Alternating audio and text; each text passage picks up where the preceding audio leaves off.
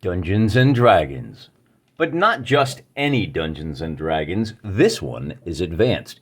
The original fully encapsulated explication of what it means to play Dungeons and Dragons right here in 3 slim tones. Well, I guess it's really kind of 2 slim tones and a fatty. Bear in mind, this was released first in 1977. This was released next in 1978. This was released in 1979, which might seem unusual until you get to the end of this video and you have a much deeper understanding of what it means to play the game described in these books. As a reminder, many people have said, not even Gary played this game, by which we mean not just the broad description, Advanced Dungeons and Dragons.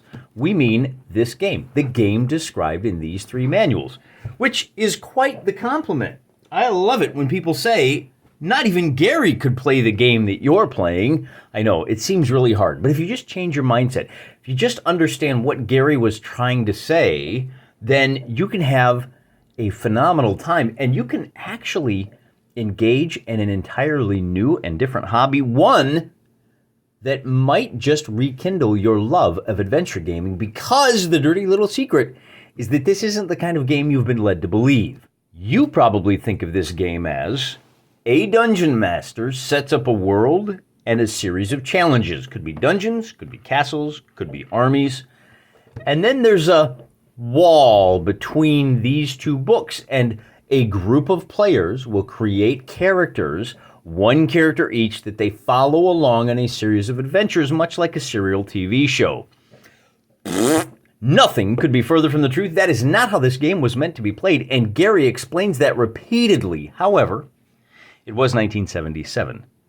The tabletop adventure gaming hobby was still in its relative infancy, maybe its adolescence. It certainly hadn't gone through puberty yet. So the problem that we have is that Gary handed the reins. Well, I guess we should probably go back. Remember that you had this game called Chainmail, which was explicitly a miniature war game. And then you had this weird little adjunct called AD&D that said, here's how you can expand on Chainmail. D&D is an expansion of a miniature war game. People got really confused because they couldn't find Chainmail. So they just took the parts that we think of as D&D, the conventional, narrative-driven, I've got one guy and I'm following him, and they tried to play D&D that way, and it has led to a lot of wasted time, a lot of frustration, a lot of tears. Take a look at your shelf, probably maybe behind you, wherever it is in your room. Just think about the feet after feet after feet of books that you have purchased in the pursuit of trying to get D&D to work, and it just never quite gels. I'm here to tell you that that's because you're barking up the wrong tree. You are trying to apply the wrong tools to the job. Now, this is a judgment-free zone. If you've been playing D&D wrong for 40 years, that's fine. You've been misled. It's not your fault.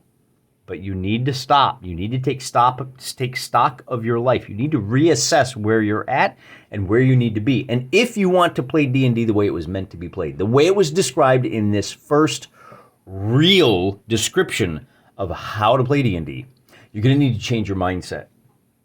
And there's a lot of big ways to do that and a lot of little ways to do that. But the big way is stop thinking about this game as a way for you to don the skin suit of a character and you follow that one character. And your DM will present you with a series of perfectly tailored challenges to ensure that you win, even though the dice or your play or other players might be working against you, right? So set that aside. This is not a means of telling a story. It is a thing that you do that may result in a story when you describe what happened, but it's not a means of telling stories. It's a story generator, but not in the way you think. You put the story first, it crashes and burns. Instead, this is a framework for managing military campaigns. Well, let me caveat that.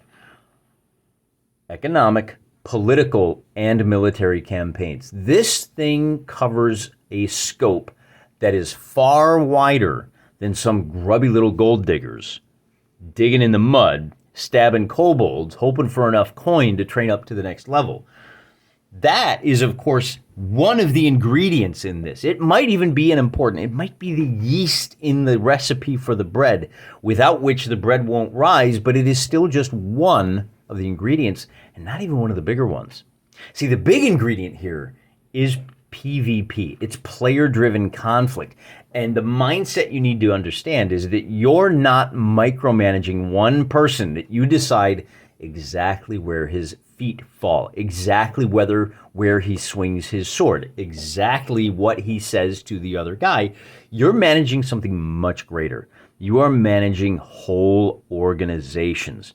You can zoom in to those on those organizations until you find the leader, and you can steer him for a little bit, but that is only in pursuit of managing the larger organizations. Because we don't have 40 years of development of genuine D&D, we have had to develop a new vernacular, a new vocabulary. And so we call those organizations, as a general umbrella term, factions. This is a game for managing factions, and factions will come into competition with each other. They will wind up encountering situations where there are limited resources. Friction will occur. And the job of the guy behind the DM screen is not to ensure that these guys are working together, pulling on the same rope in the same direction. Oh, no, no, no, no. You have to hearken back to 1975 when Gary was writing these rule sets.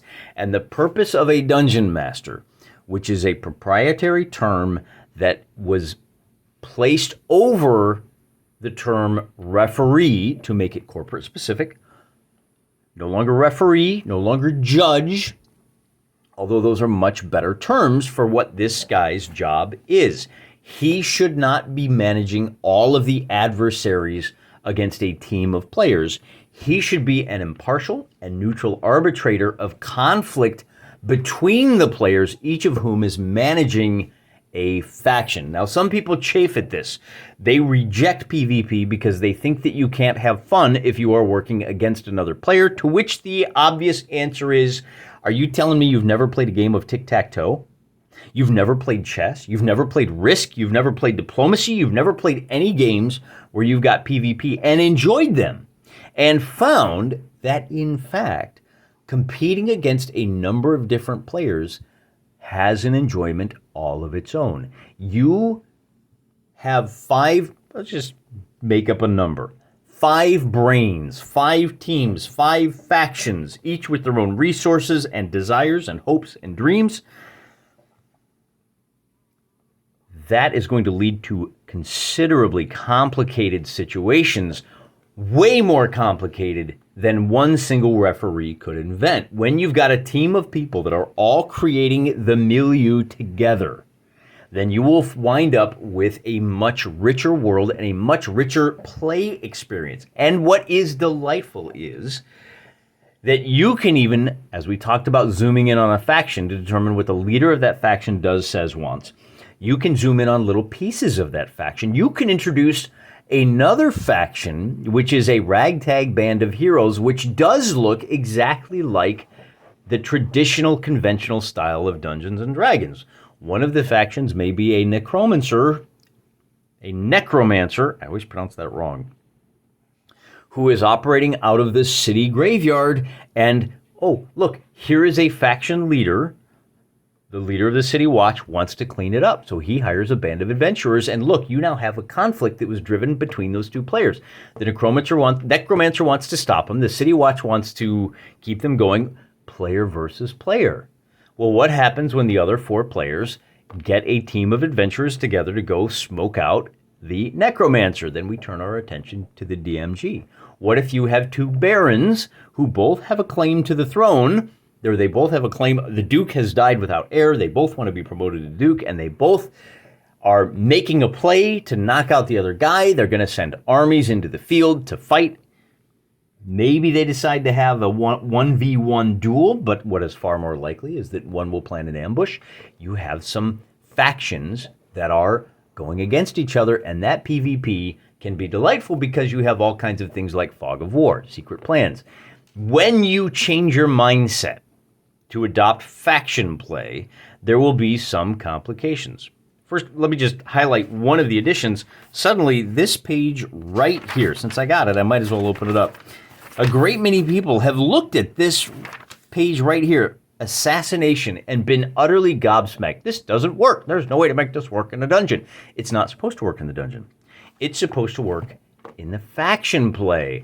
I'm going to hire an assassin to go apply for a job with the necromancer, and then he's going to work there for 3 months.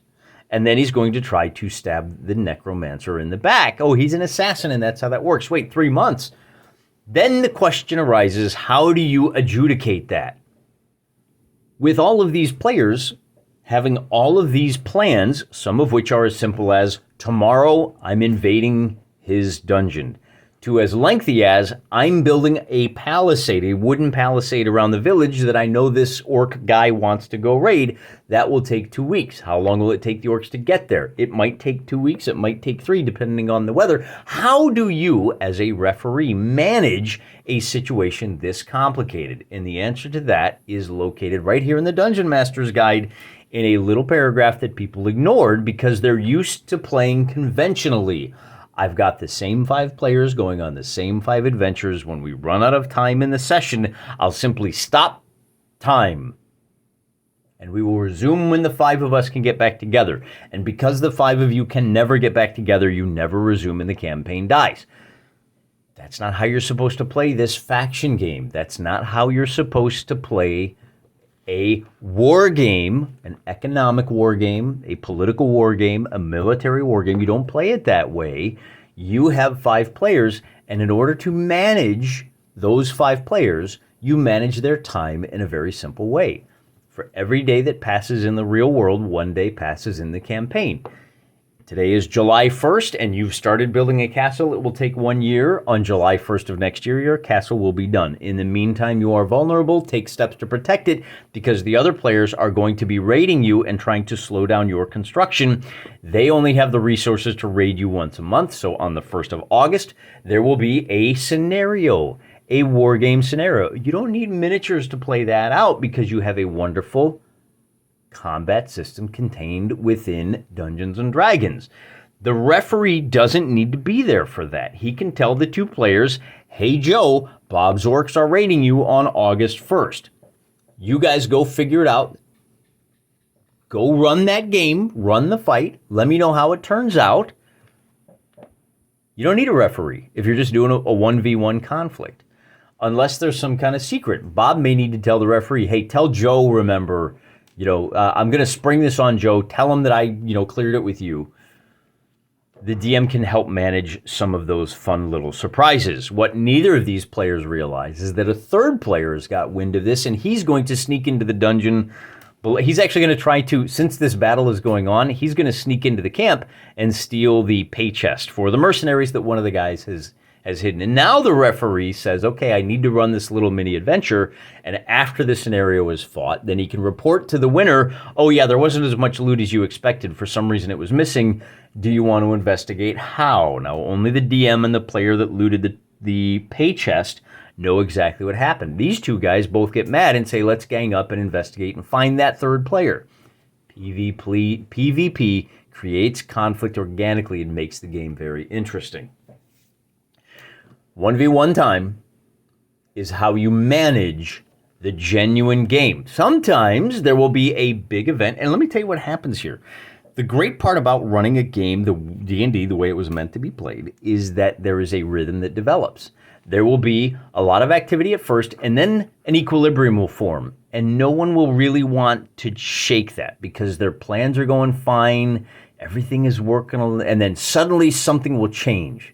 An important death, a natural disaster, a gold strike in the mountains, whatever you can think of, some new variable gets introduced and suddenly the balance is out of whack. There's a new resource that everybody's going to want to get their hands on.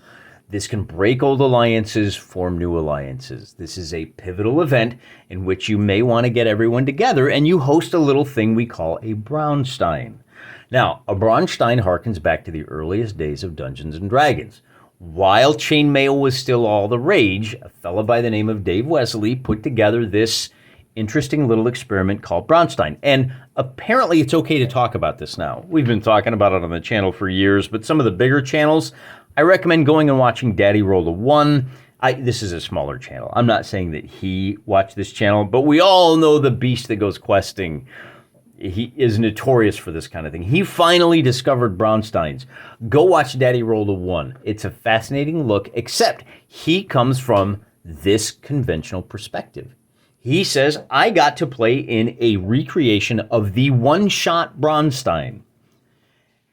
I'm here to tell you that when you understand what a Brownstein is, you should be able to find an excuse to plug one into your campaign. It is not a one-shot. It can be run as a one-shot where nothing really matters. Apparently, Dave Wesley is still running Banania at some conventions. That's fine. It can be a lot of fun, but there's no oomph to it. There's no real organic investment to it. Not the way that you would have if the participants in that Brownstein, and I pronounce it every different way. People get all wrapped around the axle, whatever.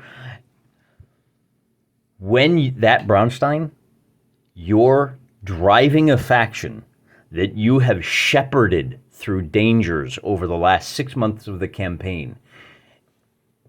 That event will take on such an added amount of import and drama. You will care so much more. You will be on the edge of your seat. It will be so much more than what you might do as a one-off at a convention. It is, to real D&D, it's light years. So in miniature wargaming, for example, you have these little one-off tournament fights, and then you have these map-based campaigns. In D&D, you have dungeon delves, and then you have Brownsteins. It's a whole new dimension. And what will happen is, at the conclusion of the Brownstein, somebody will get a hold of that important resource, and now everything is scrambled. And there's going to be a whole new equilibrium that needs to form, but until that forms, there's going to be a mad scramble as people engage in all sorts of activity and new shenanigans based on these new variables that have been introduced to the campaign. This is the key to taking your Dungeons and Dragons to the next level.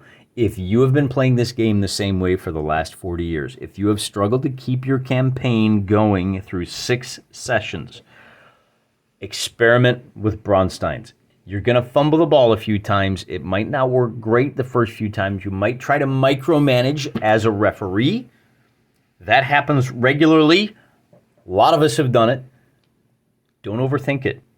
Just step back. Just the way you do for combat. Just take a step back and think about who the factions are, where they would get together. What is the Casablanca of your world? The United Nations in New York City, where people can get together and get up to those kind of hijinks. What is that place that they can come together? To use if you're one of those weirdos that still likes Game of Thrones, King's Landing is an example of the kind of setting. Oh, guess what? The king died. We have to figure out who the new king is. There's your break in the equilibrium. There's the opportunity for somebody to kebab Ned Stark. If you want your game to feel like a political games, if you want to have important political games that really matter, that all of the players are going up against each other, a Brownstein is the way to do it. And anytime you run up against a wall, I don't know how to adjudicate that. That's where you turn your attention back to the DMG, to the player's handbook, to the monster manual. Somebody hired some orcs to crash the party? Okay, fantastic. We have the stats for orcs. We know how to run a mass combat. We know how to run an invisible magic user lurking in the corner until he can drop a fireball at an opportune moment. The rules are right here. That is about 18-minute introduction to get to the thing that really inspired this video. 2 comments, a couple of commenters here on the channel. Over on Twitter, asked a couple of very good questions, and it was obvious they were struggling. They were trying to play this game as written, but they were struggling because they are still stuck in that old conventional mode of one player driving a mech We got a Battletech. He's driving his mech. He's got his character sheet. This is his world in one character sheet. And so when you run into situations like helmets, and we're going to go over that in a little more detail, if that is your perspective, it's going to be very hard to understand how helmets work.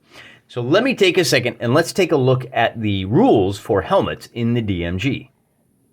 And I really like this as an example of Gary's design ethos.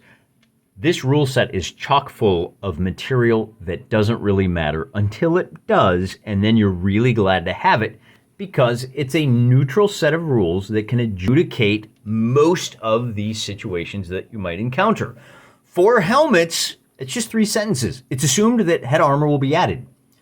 When you're making up your character, buy a helmet, take the gold and the encumbrance hit, and you don't have to think about it anymore because a helmet gives the head armor class of 1, meaning no one is going to be targeting that. They'll attack the more vulnerable areas, which have an AC of full plate plus a shield that's AC 1.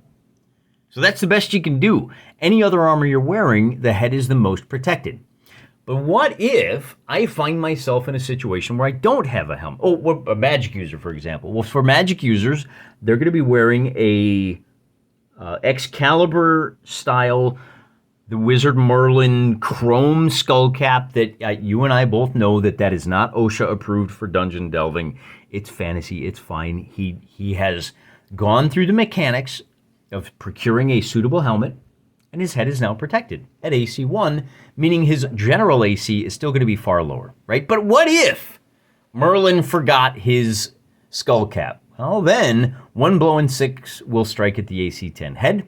Unless the opponent is intelligent, meaning demi-human, any kind of clever enemy, half of the blows will be aimed at the AC 10 head. This raises the question in the mind of a traditional 40 years of playing wrong player. Wait, does this mean we can do called shots? No, we have 1-minute combat rounds. You are not driving a stick shift. You're not micromanaging those shifts. This is an automatic. You have a full minute that is encapsulated in the roll of a single D20 die. And that means when you attack an opponent, or when you are without a helmet and an opponent attacks you, you will roll 2 dice now.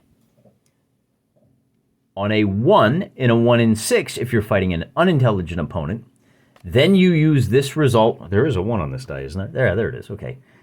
Then you will use this result and you will compare it to an armor class of 10, which strikes the head. Does it do extra damage? No.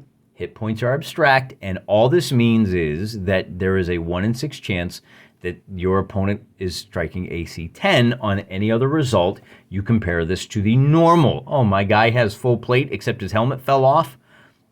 A rust monster ate it. Now 1 shot in 6, he's AC 10. The rest of him is AC 1. Hey, look at that. We're AC 1. This turns this miss into a hit.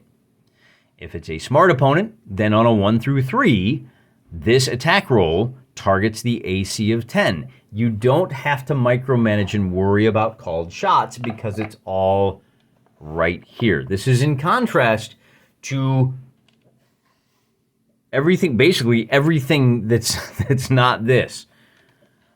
Holmes did it wrong. He didn't understand what we were doing here. He didn't understand that we weren't micromanaging. Moldvay did it wrong. Second, third, all the rest of them have you worrying about whether your sword is striking high or low. It is explicitly a man-to-man combat game. AD&D is not. Take a step back. Broaden your horizons. Understand that you are not driving a stick shift anymore. This is an automatic. Let the rules handle these called shots for you. A very similar thing happens when it comes to initiative and the declaration of actions. Initiative. This is another area where you have to step back and take a higher view. You're not in the role of the person that is making the individual decisions about where to put his feet, about whether to riposte, about exactly how to stand. Do you attack? Do you fire a bow, or do you cast a spell? Do I run away? That is really all that you are concerned with when it comes to combat. Now, for initiative, there's a couple of important things, but before we even get to that, we have to understand spellcasters have to note what spell they intend to cast before they know which side has won initiative. You have to declare your intentions prior to initiative. And this, again, people get kind of lost in the weeds as far as how do I declare my actions when I don't know what the other guy is doing? Because you don't get to wait to see what he's doing all of the time. And there's another really important part of this initiative. We've talked in the past about team-based initiative and why it is superior for speedy combats that resolve this. It's like a movie, right? We see that the combat is coming and we need to know what the results are. Can we get through the action scene so we can get back to the importance of the action? When it comes to initiative, whoever wins the die roll gets to declare whether they act first or second. That's really important because sometimes you want to know what the other guy is doing. You might want to let him close with you, or your side, I should probably say. I want to move second. The problem with that is that means the other guys might get to fire their arrows at you first, and you're stuck firing arrows second. There's a lot of give and take. How do we manage this? Well, it's real simple. You just explain to your DM what you want to do. Then you roll initiative, and then you adjudicate based on who gets to move first, who won and who lost. People get very confused with that. There is room within these declarations. Again, remember, we're not driving a stick shift. There's room for conditionals. The DM says the orcs look hostile. They're drawing their weapons and they're beginning to advance. How do you respond? And you say, well, you know, if it looks like we're going to wind up within melee distance, I'm going to attack them. You can say, I'm going to stand my ground and ready for charge. And if they charge, if they don't charge, then I'll just attack them if they're close enough. And if they do charge, then I'll attack them because my spear is going to block. And now we're getting into the nitty-gritty details of how to adjudicate these things, which are all in here. It's all in here, guys. But the first thing you do is you declare what happens. And then you go through the process of just step by step. Take your time. Okay, who wins the initiative? What does that mean when you win the initiative? What do you think is going to happen? Another important factor in combat, and people think this is really complicated. I'm going to say it again. When you have a table that looks like this, it's right here in the back because it's so important. Gary put it where you could reference it. What is does he not have it in here? Did I forget? No, weapon speed. If you have a tied initiative score, those things will happen at the same time. Hey, you guys tied. Everybody that's firing bow and arrow, they're all going to land and they're all going to do damage at the same time. All attacks land at the same time. That doesn't mean that you're stabbing each other instantly at the same time. What it means is that within the scope of this 1 minute, your blow is going to land and he's going to start bleeding out. And that orc, even as he's bleeding out, he will, from the depths of hell, spend his last breath spitting at you, and he'll whack you with his last shot. So even though he's dead, you still take a hit, and you still take a couple of points of damage. It happens in the same minute, which we use shorthand to say simultaneously. It's a different kind of simultaneous than you might get in 3rd edition or 5th edition. What if we tie? Well, whose weapon is faster? If you've got the higher weapon speed, you're going to have to wait for the other guy to shank you before you get a chance to return the blow. The only time this comes into play is on tied initiative. That means 1 time in 6 is when this happens. The other 5, I don't care. And this is only true for when you have opponents who are actually using weapons. Although I think we've decided at this point that there's a fist. That's what we use for claws or bite. Well, what is the weapon length for? I thought the guy with the longer weapon attacks first. No. That's only when you're charging. So if somebody charges you, then you worry about who's got the longer weapon.